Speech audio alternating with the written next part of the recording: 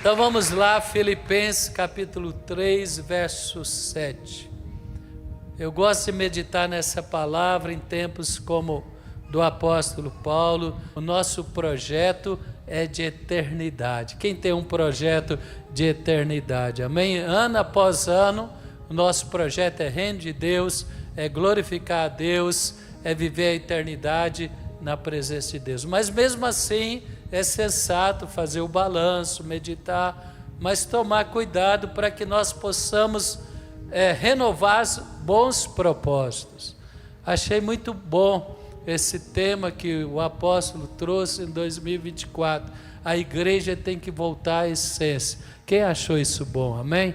A essência. E agora, esse é o ano do propósito. A igreja tem que ter a essência para realizar o propósito de Deus. Graças ao Senhor por isso. Então o apóstolo Paulo, ele nos ensina ali, na carta dele aos Filipenses, do capítulo 3, a partir do verso 7. Mas o que para mim era lucro, passei a considerar como perda, por causa de Cristo. Amém? Tudo aquilo que o apóstolo considerava fruto do seu esforço, do seu sacrifício. Ele foi fariseu, ele perseguiu a igreja. Você vê aqui, olha, versículo, volta um pouquinho, versículo 4. Ele fala, embora eu tivesse razões para ter a confiança na carne, ele está falando, nos méritos da carne, nas conquistas. Se alguém pensa que tem razões para confiar na carne, eu ainda mais. Ele teria razões, porque ele tem uma série de conquistas, né, na sua carreira religiosa. Ele falou, circuncidado ao 8º dia, pertencente ao povo de Israel, da tribo de Benjamim, hebreu verdadeiro, quanto à lei fariseu, quanto ao zelo perseguidor da igreja, quanto à justiça que há na lei, irrepreensível. Vocês lembram, o apóstolo Paulo está me lembrando aqui, aquele jovem rico. Quem lembra daquele jovem rico que procurou a Jesus e falou, o que eu farei para herdar a vida eterna? Jesus falou, vai e cumpre os mandamentos de Moisés. Interessante, o Senhor é muito sábio. Ele nos leva no caminho para que possamos ter a conclusão correta. E o jovem falou, tudo isso já tenho feito. O apóstolo Paulo falando aqui, ó, na lei de Moisés, eu fui zeloso e irrepreensível. Mas aí Jesus falou, olha, para que você possa herdar o reino de Deus, para aquele jovem, ele falou, vende tudo o que tem, dá o teu dinheiro para suprir os necessitados, vem e segue-me. E a palavra diz que o jovem ficou triste, porque ele era muito rico. É a primeira vez que eu vejo muito rico ficar triste, porque é rico. Alguém já viu alguém muito rico ficar triste? Pelo contrário, a pessoa fica alegre quando ela conquista mais bens. Mas por quê? Porque ele não tinha coragem de renunciar a tudo que ele tinha para seguir ao Senhor. E a palavra diz, quem renuncia a tudo que tem, seja conflitos familiares, se a família não aceita o evangelho, seja abrir mão muitas vezes de ganhar dinheiro de uma maneira ilícita, ou meu irmão, a palavra de coisas mundanas também, prazeres mundanos que são enganosos, mentirosos, mas infelizmente envolve muitas pessoas e são prazeres imediatos. Jesus falou, se alguém não renunciar a tudo que tem, não pode ser meu discípulo.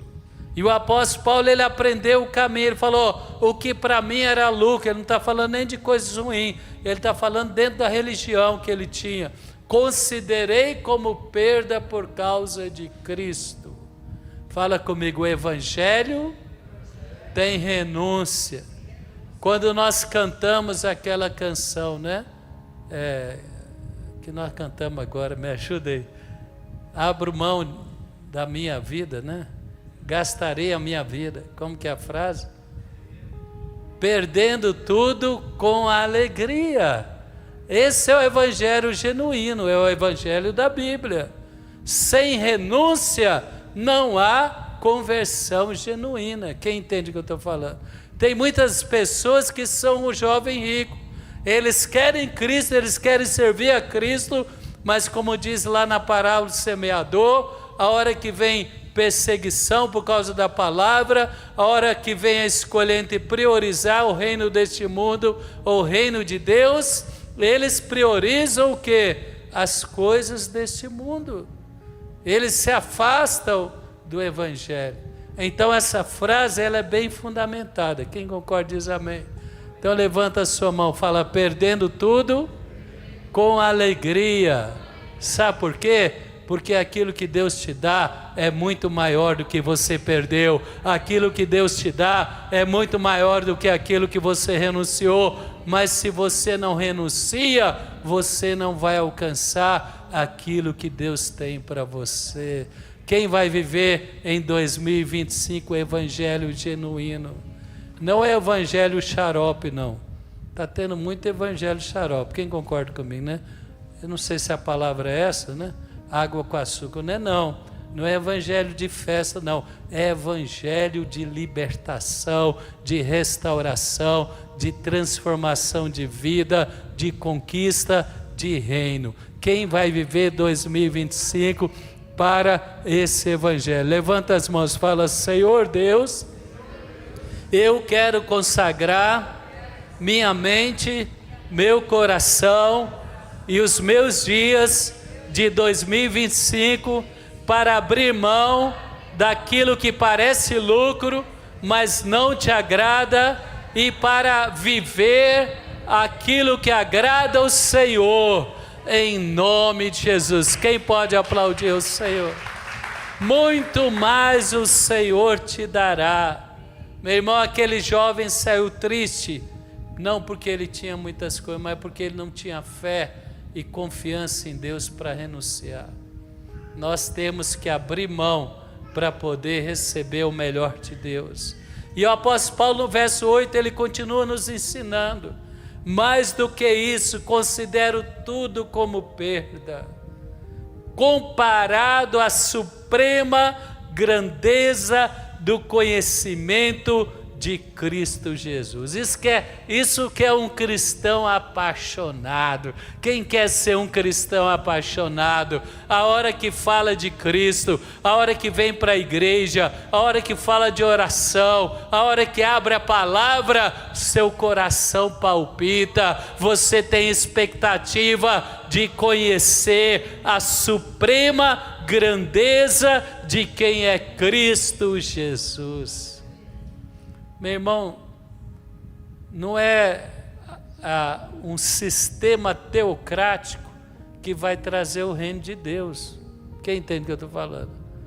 O Império Romano perseguiu a igreja e depois o imperador se tornou cristão, mas mesmo assim não se tornou todas as pessoas cristãs. Uma coisa é a pessoa ser cristã para agradar um superior. Outra coisa é a pessoa se tornar cristã porque Jesus tocou o seu coração. Quem aqui é apaixonado por Jesus? Quem aqui é apaixonado? Quem está vivendo uma transformação interior através do poder do Espírito Santo? Diga amém. Amém. Então fala: eu considero todas as perdas, todas as renúncias que Deus me pedir, algo que não se compara, algo que não tem tanto valor, nem chega aos pés da suprema, maravilhosa grandeza de conhecer Jesus Cristo. Levanta sua mão e fala: meu Senhor, por quem perdi todas as coisas.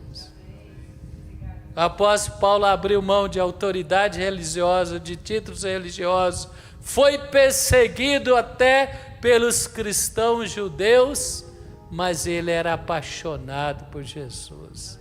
que em 2025 eu e você possamos ser movidos não por medo, mas por amor, por paixão, por Jesus, por desejo de servi-lo, de adorá-lo, de fazer a obra dele. Essa é a nossa essência, essa é a essência da igreja. Você pode aplaudir ao Senhor. Mas mesmo assim o apóstolo Paulo não se vangloria. Ele não se vangloria daquilo que ele renunciou, não. Ele fala, olha, eu não, olha o que ele diz aqui, olha que aula que Paulo nos dá, o apóstolo. Fala, e ser encontrado nele, não tendo a minha própria justiça que procede da lei, mas a que vem mediante a fé em Cristo.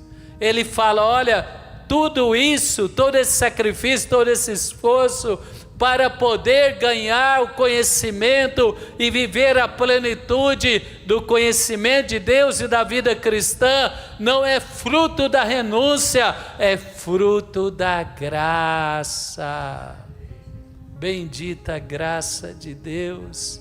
Ser encontrado nele, não tendo a minha própria justiça que procede da lei, mas a que vem mediante a fé em Cristo, a justiça que procede de Deus, que se baseia na fé.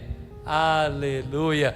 Quem vai servir a Deus através da graça, quem vai realizar grandes obras para Deus e não vai se vangloriar, mas falar que é fruto da graça, diz amém, diga aleluia. Isso é o projeto de Deus, essa é a essência da igreja, da fonte da vida, é manifestar a glória, é deixar as coisas terrenas, naturais, segundo plano, é deixar as nossas vontades naturais, segundo plano, e viver para o reino de Deus. Eu vou te dizer, compensa. Por isso que o cidadão foi feliz. Alegria. Quem tem alegria? Abre comigo, você quer ver?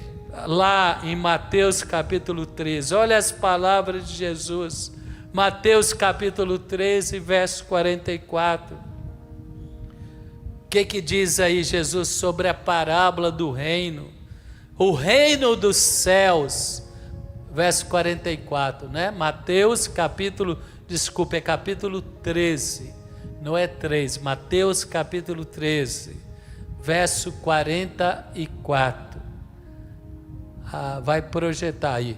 O reino dos céus é semelhante a um tesouro oculto no campo, o qual certo homem, tendo achado, escondeu, e ele transbordante de alegria, fala, transbordante de alegria. Já pensou, os apóstolos foram perseguidos pelas autoridades religiosas, e eles não poderiam destruí-lo porque o povo estava com eles, e eles deram uma chibatada neles lá, era Pedro e mais um, se não me engano, João, e eles chegaram para a igreja depois com alegria. Que privilégio sofrer por amor a Cristo. Oh, meu irmão, quem quer fazer parte dessa igreja consagrada, madura, que tem o privilégio de oferecer o seu melhor para Deus? Então ele fala, olha, o reino dos céus é um tesouro escondido, o homem encontrou, escondeu de novo, então cheio de alegria, foi e vendeu tudo o que tinha e comprou aquele campo. Fala, irmão, tem que vender tudo para comprar, servir a Deus. Quem entende? Não é comprar, você não vai vender para Deus, você tem que renunciar às outras coisas e colocar Deus em primeiro lugar.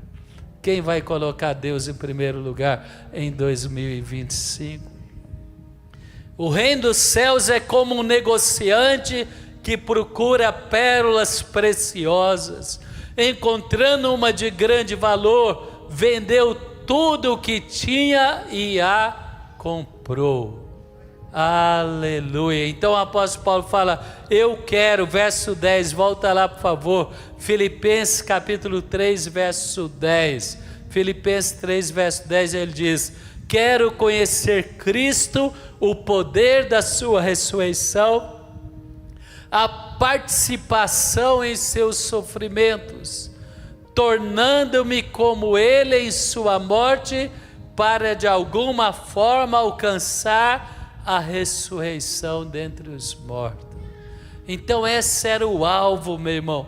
O apóstolo Paulo renunciou tudo por amor a Cristo. O Senhor é paciente, o Senhor é amoroso. Ele não exige isso de pronto. Ele vai nos conquistando, Ele vai nos revelando a sua graça, Ele vai nos mostrando que vale a pena servir a Ele de todo o coração.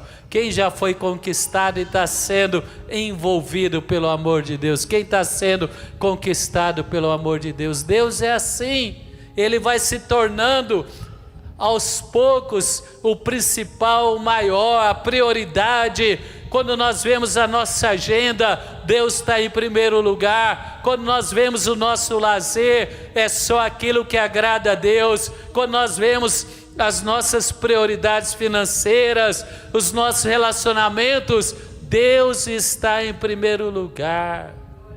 Isso vai te trazer prosperidade para realizar o propósito de Deus. Você vai ter dinheiro, mas o dinheiro não vai ser seu dono. Quem não quer ser escravo do dinheiro? Deus vai te dar muitos bens e você vai gerenciar eles para o reino de Deus. Quem crê? Quem quer ser candidato a gerenciar muitos bens para o reino de Deus? E aí no versículo 12 o apóstolo Paulo continua nos ensinando. Volta lá, Filipenses capítulo 3, agora a partir do verso 12. Temos mais alguns minutos. Olha alguns valores preciosos que ele nos dá para iniciar o ano. Ele fala: não que eu já tenha obtido tudo isso. Ele fala: apesar de tudo isso que eu tenho te falado, e eu ainda tenho muito para alcançar e para conquistar. Ou eu já tenha sido aperfeiçoado, mas prossigo para alcançá-lo. Amém? Ele fala: eu prossigo para alcançar o que para isso também fui alcançado por Cristo Jesus. Ele fala: Jesus me salvou não só para ir para o céu, não só para me livrar do inferno, mas para realizar o seu propósito.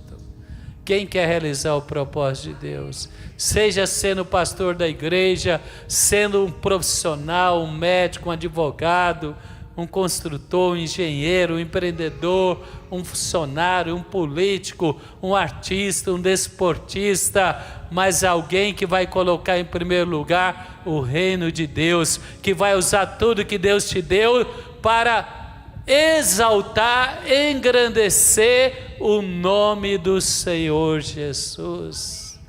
O apóstolo Paulo fala: eu fui alcançado por Cristo Jesus, e eu estou aqui sendo aperfeiçoado para alcançar o propósito que Deus gerou e pelo qual Ele me alcançou. Por isso, meu irmão, eu queria que você entendesse juntamente comigo. Abre comigo em Romanos capítulo 8, a partir do verso 29. Romanos 8, 29. Olha qual é o propósito de Deus para mim e para você. Romanos 8, 29. Deus quer te fazer um profissional bem-sucedido. Quem vai ser um profissional bem-sucedido diz amém. Deus quer te dar conquistas também, financeiras, materiais. Quem quer conquista financeira, material, diga amém. Deus quer te dar maturidade, sabedoria e capacidade de ser líder. Quem quer ser um líder para a glória de Deus diz amém. Deus está nos libertando de temores, de traumas, de frustrações, de limitações humanas. O diabo encheu a sua vida, na sua história, de mentira, de engano, de limitação, mas você vai quebrar tudo isso, vai levantar um homem de Deus, vai se manifestar um príncipe de Deus, vai se manifestar uma mulher de Deus, que vai ter segurança, que vai ter autoridade, que vai ter coragem, ousadia. Quem recebe isso diz amém. Tudo para a glória de Deus, tudo para o reino de Deus. É isso que Deus faz por nós. Ele pega alguém que estava no monturo e Ele faz ele assentar entre os príncipes, mas ali ele não vai se encantar com a riqueza, nem com as benesses do palácio. Ele vai levar o evangelho, ele vai levar o poder de Jesus Cristo. Quem crê nisso, levanta as mãos, fecha os olhos. Primeiro domingo, é o ano do propósito, meu irmão. Você não vai ser preso pela timidez, você não vai ser preso também pelos pecados, os vícios, as coisas que querem te amarrar nesse mundo. Você não vai ser preso e limitado pelos temores e a herança humana. Fala comigo, fala: Senhor Deus, em 2025, eu consagro a minha vida e eu vou prosseguir e eu vou perseverar para viver e para realizar o seu propósito na minha vida. Quem pode aplaudir o Senhor? A igreja é um útero de homens e mulheres vitoriosas. É na igreja que Deus pega aquele que acha que não vale nada e faz ele um grande homem, uma grande mulher. E ele prospera na vida profissional, ele se torna um pai de família, ele se torna um cidadão abençoado que inspira outros em nome de Jesus. O diabo quer que a gente come comida de porco, meu irmão. Infelizmente no mundo tem muita gente vivendo de comida de porco. É verdade ou não é? E está achando que está fazendo e acontecendo. Oh, mas Deus está nos revelando um caminho novo, um caminho sobremodo excelente. Quando eu vejo as pequenas crianças que estão lá na geração da fonte, crescendo num ambiente desse, quando eu vejo crianças que eram crianças há tempo atrás, hoje estão no altar aqui ministrando, são profissionais bem-sucedidos, são homens e mulheres de Deus, eu falo, vale a pena servir a Deus, vale a pena estar na casa de Deus. Quem recebe diz amém. Quem compartilha comigo essa alegria diz amém. Então ele fala aqui sobre o propósito, né? Romanos 8, 29, o apóstolo Paulo diz: pois aqueles que de antemão conheceu, também os predestinou para serem conforme a imagem do seu Filho. Meu irmão, Deus não te gerou só para ser bem-sucedido aqui. De fato a palavra diz: sereis cabeça e não cauda, emprestareis e não tomareis emprestado, seus filhos serão poderosos nesta terra. Deus nos criou para governar, uma posição de autoridade, de conquista, de ousadia, de vitória, mas tudo é para a glória dele. E o alvo maior, sabe qual é? É ser a imagem e semelhança de Cristo. Quem quer ser a imagem e semelhança de Cristo? Fala: o Senhor me criou, o Senhor me predestinou para ser a imagem do seu Filho Jesus, para que ele seja o primeiro de muitos irmãos.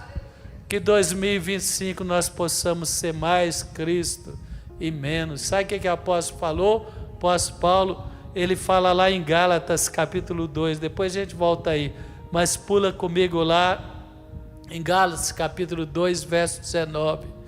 Ele fala: pois por meio da lei eu morri para a lei. Ele se vangloriava nas conquistas religiosas dele, na lei mosaica, mas para viver, a fim de viver para Deus, fui crucificado com Cristo. O eu vaidoso, egoísta, ganancioso, ele foi crucificado. Pecador foi crucificado. Assim já não sou eu quem vive, mas Cristo vive em mim. Aleluia. E ele declara: mas Cristo vive em mim. A vida que agora vivo no corpo, vivo pela fé no Filho de Deus, que me amou e se entregou por mim. Não anulo a graça de Deus. Quem quer viver, quem quer manifestar Cristo na sua vida, diz amém. Então esse era o alvo. Voltando lá em Romanos capítulo 8, 29, para a gente concluir ali as palavras de Paulo, 29 e 30.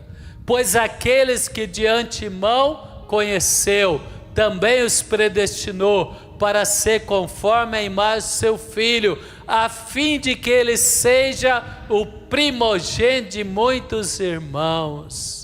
E aos que predestinou, chamou, e aos que chamou, justificou, e aos que justificou, glorificou. Aleluia. Quem vai andar nesses degraus da fé aí, amém?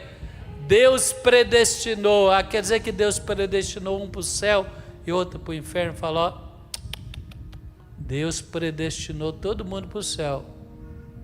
Quem crê nisso? Você pode orar pela sua família, que todos foram predestinados para ser salvos. Deus é amor. Só que alguns vão escolher obedecer e viver pela fé, outros vão rejeitar. Deus predestinou, mas ele deu o livre-arbítrio. Quem entende o que eu estou falando? Esse é o ensinamento da palavra. Mas o desejo de Deus, Jesus falou, olha, eu vim para que tenham vida e vida em abundância. Ele falou que ele entregou a sua vida. Deus amou o mundo de tal maneira que deu o seu Filho unigênito para que todo o que nele crê não pereça, mas tenha vida eterna. Então ele chamou para a sua igreja, ele usou a Fonte da Vida, ele usou a TV, ele usou a FM, ele usou um convite, ele usou uma circunstância em que a pessoa se abalou e foi para a igreja para que ele conhecesse Jesus. Sabe o que ele usou para salvar Saul e pôr Saul no propósito de Deus? A mulinha do pai dele que sumiu. E aonde Saul foi parar? Na casa do profeta Samuel.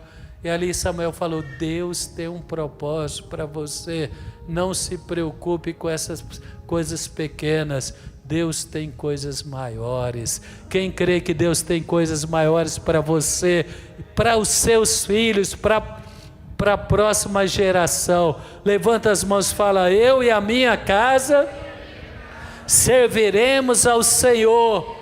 Somos chamados, justificados e vamos viver o propósito de Deus, que é glorioso, em nome de Jesus. Aplaude ao Senhor.